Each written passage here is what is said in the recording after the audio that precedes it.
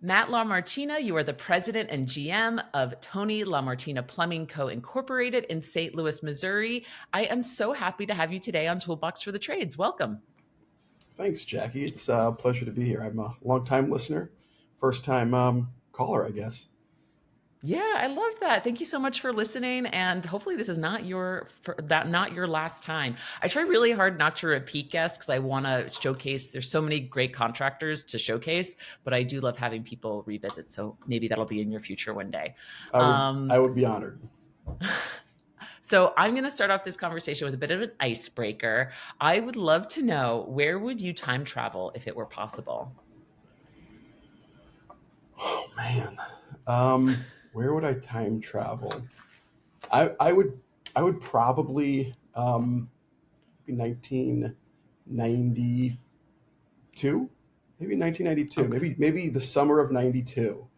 Um, that was the summer that I remember working with my dad in the plumbing truck, Hmm. trying to earn enough money to buy a bike. And I remember waking up early with him, getting in the truck, driving to different jobs, and all of the smells of a plumbing truck kind of come Hmm. back to me whenever I think about those memories. And I think if I was to go back to the summer of 90, 92, 93, I would have probably taken notes, asked more questions, um, and really learned a lot of what he was doing at the time and why he was doing it. Yeah, yeah, that's actually very insightful and a very smart answer. I'm thinking like I'm going back to the 70s. I want to see where the Ramones at CBGB's. Like I want to go see like Nirvana. Like I'm thinking concerts. You're thinking this is why you're a GM and president and I'm just a podcast host. Thank you. Yeah, my dad actually he passed away recently. He passed away in January. Oh. Hmm. He battled frontal temporal dementia for a few Oof. years, which is the same diagnosis that Bruce Willis has. So people who think of dementia sometimes think of what Bruce Willis is going through, and that's what my dad had. And so that was a little bit of a struggle. And so as I kind of think back, God, to have that opportunity to have those long hot days with him working in a plumbing truck, I think that would be something that I would gladly go back to if I could. Yeah. Oh, well, that's much sweeter than I thought it was. Thank you for sharing, and I'm sorry about your dad. Thank you. I appreciate that, Jackie.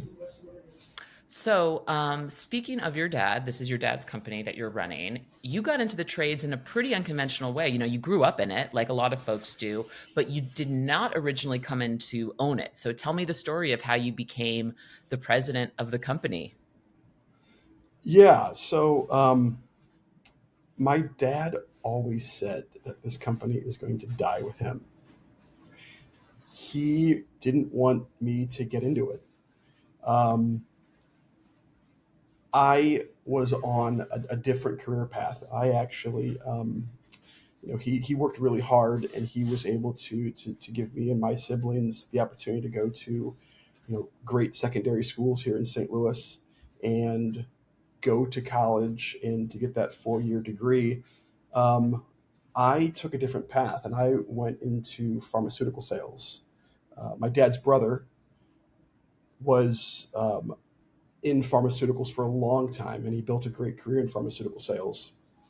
And so when I was in pharma, I was looking at advancing up the ladder, going from sales rep into working in the home office. And a lot of times, most pharmaceutical companies are in on the East Coast in New Jersey. Hmm. So the idea was that I'm going to go back to school and get an MBA, and that will position me really well for a great position at the home office in New Jersey.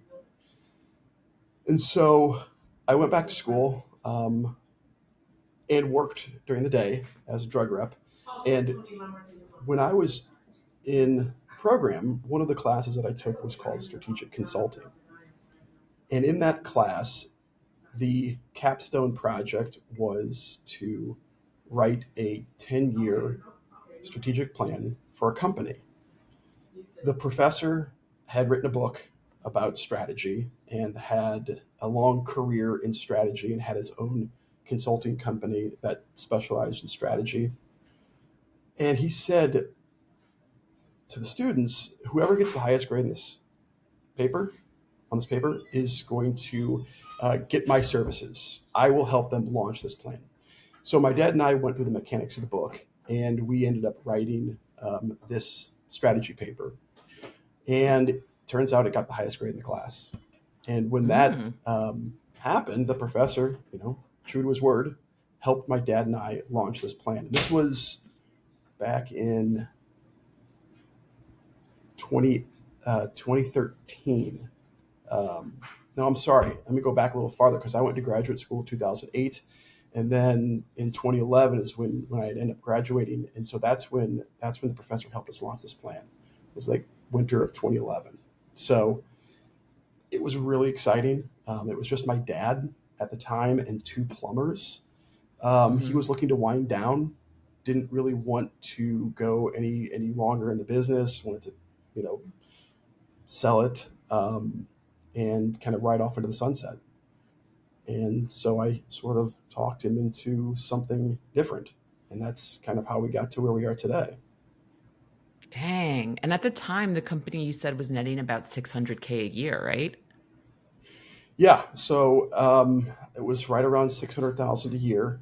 And now we are on track to do about 3 million. Wow. So your dad was winding down. What the heck did you say to him to convince him to not wind down, but to wind up?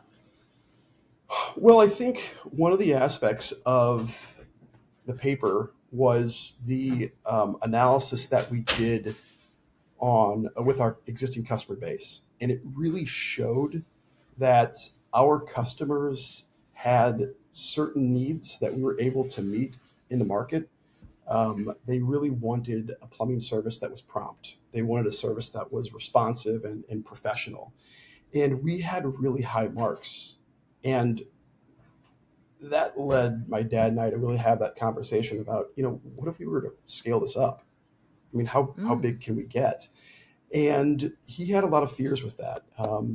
He was really scared of what he called growing yourself broke. yeah. And so that was something that we had to kind of work through. And there were certainly some years where we struggled with that. Um, but ultimately, we worked our way through it, and we are on a great path right now. It's really exciting. Yeah.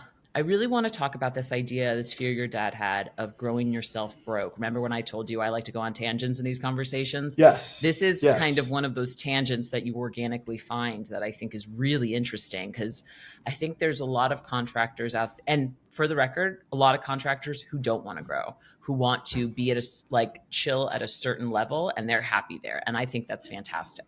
But what would you say to folks right now who had similar fears that your dad had about this fear of growing yourself broke?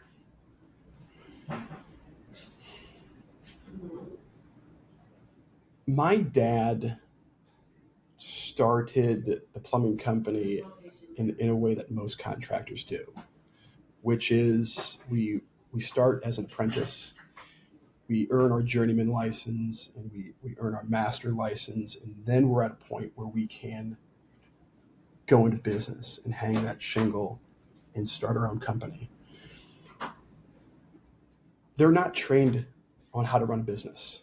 And Mhm. so that's a little different than when I went through business school, to kind of have those tools and to understand a little bit more about financial statements and accounting and strategy and marketing. It gives you a little bit more confidence to go a little farther down that path. And that's where I think contractors can get really nervous about that because they know plumbing really, really well. Like, I know how to rebuild that toilet, I know how to replace that stack, but I really don't want to have the responsibility necessarily of bringing on multiple employees and then being responsible for marketing this and having the phones ring and getting people, keeping them busy all of the time. So my advice would be to find someone that can help you run the business, find an organization that can give you the playbook, to um, to execute on. Um, even with my MBA, um, there are things that I'm learning constantly about running a contracting business. We just recently joined Nexstar, and they have amazing tools and amazing playbooks that allow us to just execute in ways Mhm. that, frankly, I wasn't capable or knew how to do when I first came on board with my dad back in 2011, 2012, 2013. So to be able to go in an organization like Nexstar to hear what they're talking about um, really helps alleviate that fear of growing yourself broke, because they're able to come and say, look, we've got thousands of members that have made mistakes and have been successful and worked through it. And here's the best practices. Here's the coaching. Here are the processes. Here's the training that we can provide you. And all you have to do is get out of your own way. If you can just execute Mhm. on this, you're going to be successful. And that's been really, really exciting for us to do, because it gives us the opportunity to open up new career paths. Like, it's not Yeah. just hiring people and helping them uh, achieve your goals. It's now, what's the career path? You're not just a journeyman plumber. Now you have the career path of becoming a field service supervisor, or a field install supervisor, or an underground supervisor. Now you are coming out of the field, and you're able to help us train that younger generation of apprentices who are so excited to come on board and get a job in the skilled trades and earn a great living. So Mhm. I think I would urge contractors that have that fear to really reach out and be vulnerable, admit that this is something that I am scared of, but there are people out there that can help you with that. And I would definitely urge them to reach out to the organizations like Nexstar. What wonderful advice, and what a great way to put that. I'm actually like envisioning in my mind a bunch of contractors like stalking outside of MBA schools and just like, hey, you doing a project? Like, can I be your thesis? Which actually wouldn't work because schools are online now. But Right, I think that's right. really sage advice. You know the technical aspect of it. Partner with folks who can help you execute on the business operations side. And I really love that how you shared that even though you have your MBA, you're constantly learning. You're constantly learning about new ways to do things. And really, one of the and I mean, this is something that I probably should have mentioned earlier, but it was listening to podcasts like Toolbox for the Trade that allowed me to understand that, oh my God, I'm not the only one having this problem. Like, there are other Oh contractors that have yeah. struggled with this and have made That's my goal. decisions to change. And so, like, that was a big awakening for me, is to find that podcast and start listening to it, and then finding all of these other pathways to get information. So, you know, I've had conversations with other software providers that compete with ServiceTitan. And, I love ServiceTitan. There's no question about it. The kind of data that you get in ServiceTitan, I wish we would have gotten on it years ago. I remember in 2014 when Ara had stalked me on Facebook and had reached out to Yep. me and was like, hey, we've got this software. It's called ServiceTitan. I was like, I think we're okay right now. I'm not quite ready to make that leap. And now, Yeah. you know, 8 years later, here we are on ServiceTitan, and I'm wishing and kicking myself that I didn't get on board back in 2014. But the podcast that ServiceTitan sponsors, Toolbox for the Trades, is awesome, absolutely awesome Thank for you. learning. Thank you. That is really my goal with this show, and it really warms my heart that you got such good insight from the podcast. And then you also said it opened up the door to you to other podcasts that were in the trades Right, talking about like more, because we talk, I think, a lot on the show about vulnerabilities, about growth challenges, how people overcame that. We talk a lot in generalities, but you also said that you found other podcasts through my channel. So I'm so absolutely. happy to Like, I hear that. found Totally, totally. I mean, Tommy Mello, A1 Garage Mhm. Door, John Wilson owned and operated. Like all of these people that have been guests on your show, I've now listened to their podcast, and it's just like all this great information's out there for free, and it's I amazing. know. It's so cool. It's so cool. Yeah. And it's a great way to network too, honestly. Like podcasting, I think is the like anyway, I'm not gonna this podcast is not about podcasting. It's about your journey, Matt LaMartina, and I'm getting back on it. Um, I would love to know. So, like, you did this, and we're going to talk about getting more people into the trades as well, because I know that's something you're really passionate about. But you spoke Mm. about how in your project, you analyzed your dad's company and you saw that there was a lot of strengths in the customer experience side. You had a lot of doing that analysis, it sounds like really opened yours and your dad's eyes to what the company had. I feel like sometimes we're so focused on what we don't do right that it's easy to overlook what we do right. And I know that really prioritizing your customer experience has helped you skyrocket the company's growth. So can you tell me a little bit more about that? That was one of the things that came out of the analysis was that customers really wanted to communicate with plumbing companies, specifically, but in general, I think residential service contractors, outside of just having to make a phone call. And so when we were looking at this, I mean, it's silly to say it now, but back in 2011, in St. Louis at least, there weren't a lot of plumbing companies that had a website. There weren't Mm-hmm. a lot of plumbing companies that had um, a branded email address. My dad at the time was using like an Earthlink address, and that's how he would kind of communicate with customers. But there wasn't that branding that was there. And when we launched our first website, we had like a contact us schedule service page on it, which was enter your information, what your plumbing problem is, and we'll get back to you and schedule service. Mm-hmm. And it was really well received. I mean, people would be going onto this thing and somebody responds at 10:30, 11 o'clock, 12 o'clock at night, Mm-hmm. or early in the morning, or like during their lunch hour. And how awesome is that to be able to connect with customers just in that way, but also then via email, and then also on Twitter, and then Facebook. And so we really did made ourselves as accessible as we possibly could. So that was one piece of it.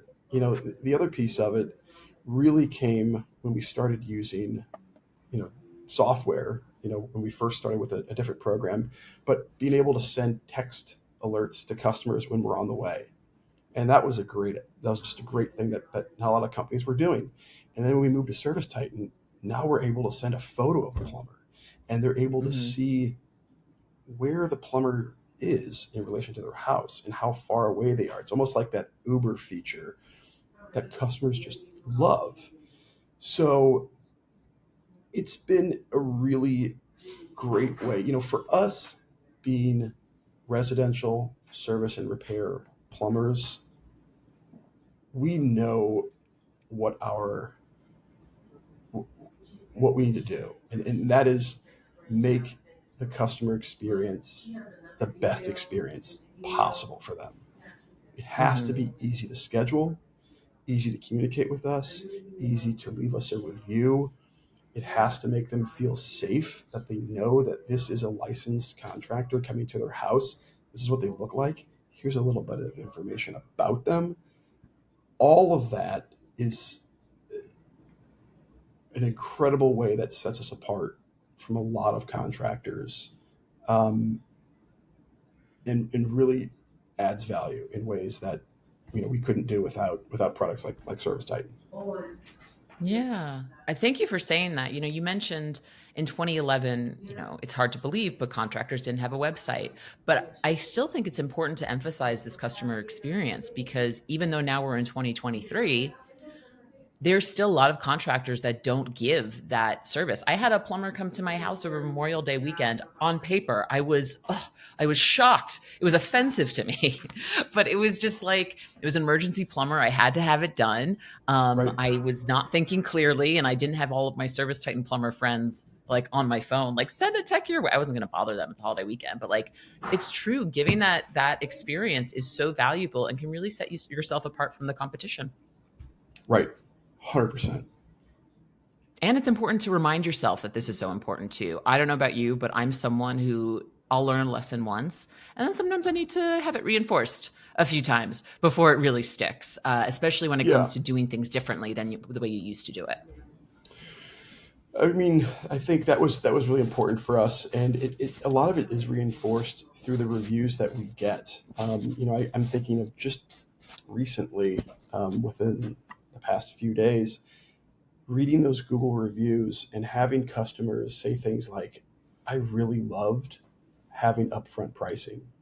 I really Mm-hmm. loved that they presented me with options, or they went through and they looked at everything." And again, these are things that we're learning how to do better through the systems that we're putting in place. Service Titan's been incredible for us to be able to put together a world class price book that allows us to roll out upfront pricing in ways that we never could have done as well as we are right now.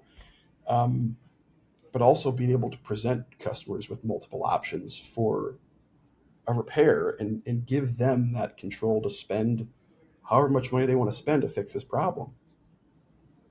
Yeah, I think that's awesome. And by the way, guys, I'm not paying him to say all this nice stuff about Service Titan. It's just organically coming out. So I want to make sure we talk about the passion you have for getting people involved in the trades. And you listen to the show, you know this is Yeah. stuff that comes up all the dang time. People are like, how do I get the right text? How do I build my own text? When I first spoke with you, I learned that you're actually very active in your local community in one, recruiting people into the trades and changing legislation to make it easier to get people into apprenticeship programs. So let's talk about the partnership you have right now with Rankin first. Tell me a little bit about Yes. that. So Rankin is a technical college here in St. Louis that's been around for a long time. Almost all of the plumbers that we have on staff have graduated from Rankin. And Rankin offers a plumbing theory program. It's about a 9-month program. It's not inexpensive. I mean, you're talking about probably anywhere from $15,000 to $20,000 for those 9 months. But you come out with over 500 classroom hours, and you come out with OSHA and a really solid basis in plumbing theory. And so those are the kind of apprentices that we love to hire, because um, in St. Louis, in order for you to become a journeyman plumber, you have to do 5 years of on the job training, and then you can sit for a journeyman plumbing exam. In order to sit for that exam, not only do you have to have those 5 years of experience, but you also have to have the OSHA certification and the 500 classroom hours. Only if you have those three things can you take the journeyman plumber exam, which is a very difficult exam to pass. Mm-hmm. Once you have that journeyman exam and you've passed that, now you're a licensed journeyman, and you're able to make great wages.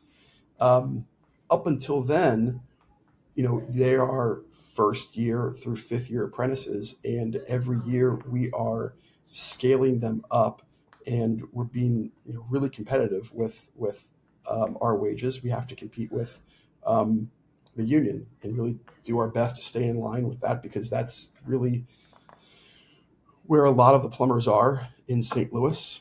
We're a non-union shop, but we really pace with those benefits. We do the best we can to pace with those benefits as a small company. So Rankin allows us to really get eyes on some great young talent that are interested in building a career in the skilled trades. Back in 2015, um, my dad really wasn't that excited about bringing on an apprentice. Mm-hmm. The thought was they're expensive. Um, Mm-hmm. you got to train them. They're going to be sitting with a journeyman for a long time. It's just like a sunk cost. And so the idea is we're just going to go out there and hire journeyman plumbers. And this was in 2015. Um, it was really difficult to find good quality journeyman plumbers that have residential service and repair plumbing skills. You can find guys that do commercial, but residential is a totally different animal. The commercial plumbers, they're used to working on large job sites. Walking Not in, interacting with the they can homeowner. they don't have to interact with the homeowner. They can be muddy and dirty and knock their toolboxes into walls, and it's not a big deal because it's not a finished space. But when you're in residential, you're going into very nice homes with a homeowner that's going to be watching your every move. And you're using tools that you're not going to be using on like a commercial job site. So it was really difficult to find the right plumbers for this. Um, we started partnering with Rankin in 2015, 2016 to develop content to help educate incoming students as to how lucrative a job in the skilled trades really is. When I say job, I really should say career. It's a career in the skilled Yeah. trades. There were great articles that came out, in Forbes that talked about the purchasing power parity of plumbers compared to physicians. And what is often overlooked is that while on paper a physician makes $150,000 plus dollars a year, they have a lot of debt. There's a lot of debt behind that. There's undergraduate school, there's graduate school, there's medical school, there's residency, there's fellowships. All of that is years and years of debt that you're accumulating. When you become a plumbing apprentice, you're going to take on $15,000, $20,000 of debt with education, and you're going to come out making $20 an hour, and it's going to only go up from there. My fourth year Yeah. apprentice is making $80,000 a year, and I love bringing him into Rankin and having him speak to those students that are sitting in class and to say, here's what we do at Tony LaMartina Plumbing Company. Here's the kind of work we do. And this is what I made last year. And I'm 22 years old. I own a house. I've got a great pickup truck. I've got an Xbox. I've got my gaming systems at home. And these kids are like, oh my God. And they want to get into the trades. And so when we did this back in 2015 or 2016, Rankin was graduating about 9 to 12 plumbing students a year. Now they're graduating 65 to 70. It's Dang. huge. So you've got all these apprentices coming out into the market. The problem now is that in St. Louis, we have a ratio where we can only hire one apprentice for every journeyman plumber that we have. So I can Insane. When he only told me this, when Matt told me this, sorry to interrupt you. My jaw hit the floor. I was like, "Are you kidding me?" Sorry, continue, please. right. It's a real struggle for businesses to grow because now we've got kids that are coming out of school and we'll have a career day here at the office. We'll have 25 kids come to the office to talk with our plumbers, and I can only hire one kid, maybe two, because I don't have the journeyman. And so now we look at this problem, and I think every contractor that's listening to this is going to probably maybe feel some of this pain. But the average age of a plumber in 2018 was Mm-hmm. 59. 59 Oof. in 2018. Then we went through COVID, and we Mm-hmm. all know what happened during COVID. You had like the mass resignation. So now you have a lot of these older plumbers that are journeyman plumbers that are now retiring and they're leaving the field. And now we have a lot of young, talented, mechanically inclined kids that want to get into the skilled trades but can't get a license because contractors like me who are begging to hire people literally can't hire them. I have customers that have to wait 2 weeks to fix a running toilet or replace a garbage disposal that's leaking or a water heater. What ultimately ends up happening, Jackie, in a situation like this is good qualified contractors aren't able to service these great customers that have a need, that want to do the right thing and get a licensed professional to replace their water heater. And instead of waiting, they're going to go to a chuck in a truck, an Mm-hmm. unlicensed handyman that's going to happily put in a water heater that may or may not be to code. It may or may not have all the tightened gas joints on it. It may not be properly calibrated for pressure. And the homeowner is going to end up having problems with that. It's not going to be a permitted installation. You're not going to have it inspected by a plumbing inspector. And work starts to go underground. And that's what we're Oof. afraid of in St. Louis. And so we have, one of the companies in St. Louis that we have really partnered with to change this problem and to work towards change is Hoffman Brothers. So Hoffman Brothers is like the 800-pound gorilla in St. Louis. I mean, they've got They're a big competitor plumbing, of yours, right? huge competitor, right? Um, Plumbing, HVAC, electrical, appliance. Chris Hoffman and I had lunch back in February, and we both were like, this issue with St. Louis is crazy. Like in any other industry, if I had so much customer demand, I'd just go out and hire more people and to meet the customer Yeah. demand. That's what we have here. We have so much customer demand that I don't have the people to hire. I have the people to hire. I can't hire them.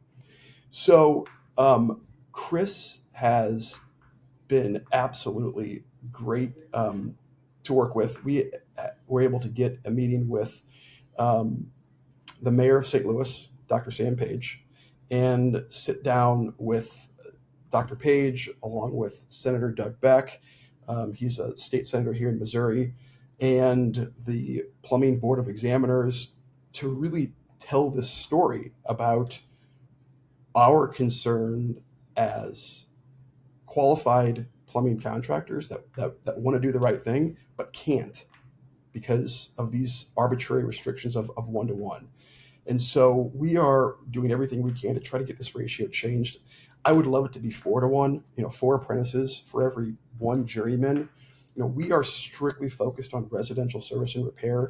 So doing jobs like replacing a water heater, a garbage disposal, a toilet, a faucet, a sump pump, those are all tasks that we can easily train these apprentices to do, that they learn in school, but that we can Mm-hmm. reinforce how do we do it the Tony LaMartina Plumbing Company way?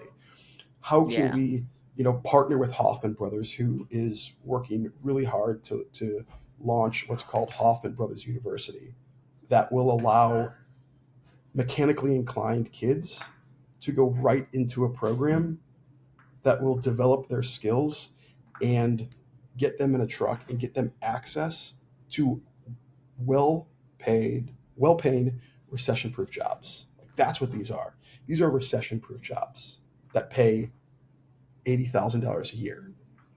And we are more than happy to bring them on and pay those wages because we've got plenty of customer demand.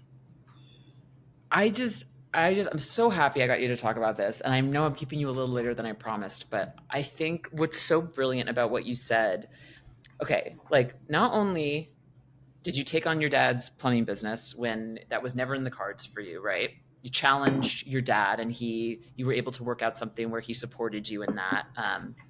You quickly recognized a problem that you couldn't solve. So you went to local school to work with them to solve that problem.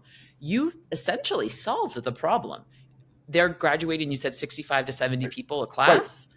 Here you Excuse go. me, Here you all go, guys. contractors Here are the listening. apprentices. Right. Excuse me, all contractors listening. Do you hear? And you did that content partnership with them in 2016, you said, or Yeah. 2017, something like Mm-hmm. that. So Yep. The that's what, blog 6 year posts, all this. turnaround. Yeah. Mm-hmm. Okay. And that was a blog post, very pretty simple, and doing some visits and some in person, school stuff. Then you found out there was a legislation block where, oh crap, I can only hire one apprentice for every one journeyman. And now you're partnering with one of the biggest gorillas in your market to work with your local legislation to adjust that. And I just want to give you a super round of applause, kudos, because I think that is just fantastic. And I think Thank it, you. it highlights why it's so important to, this has come up on the show before, network with competitors, right? But also like look at how your government systems and processes are working and figure out if there's a way for you to adjust it. Like there's a way to be, I totally understand, and I don't want to bemoan anyone who complains about the hiring issues. I mean, I complain about the hiring issues myself, be doing this podcast, but I think there's so much to be said about taking action. So I really want to applaud you for that, and I hope that today's interview inspires some people to like, oh, I wonder what the legislation in my area is. Like, oh, I wonder if there's a technical school nearby that I can partner with, because I think that's how this is going to get done on the grassroots level. So I love that you're doing this. Thanks, Jack. It's great. And I love talking about it because it is something that, back when I was in high school, there weren't any trade schools that were coming to my high school back in 1996 saying, hey, there's another opportunity here to if you're mechanically inclined, here's a great career path for you. And I think we're really late to the game. And I think we're really behind the eight ball because those older journeyman plumbers, they're retired. The young Mm-hmm. blood is there and they want to work and they want to have these great career paths. And we have them. I have them. I'm more than happy to bring them on and hire them and to train them so that they're able to do awesome plumbing for our customers. Just please let me hire them. Oh my God, I can't believe you're in this catch 22. It's so bizarre to me. I don't want to take up more of your time, but Matt, please keep me posted with how this goes on. I am so fascinated. And if you and Chris from Hoffman Brothers are able to make a change, I hope you know that I want you back on the show to talk about it. So, Yeah, best of luck. I am rooting for you. I really hope that gets resolved soon. And I hope you keep us posted. But thank you so much for coming on to Toolbox for the Trades. This was such a delight for me. So thank you. great. Thanks, Jackie. I'm really glad that it worked out. I'm really excited. Thanks again.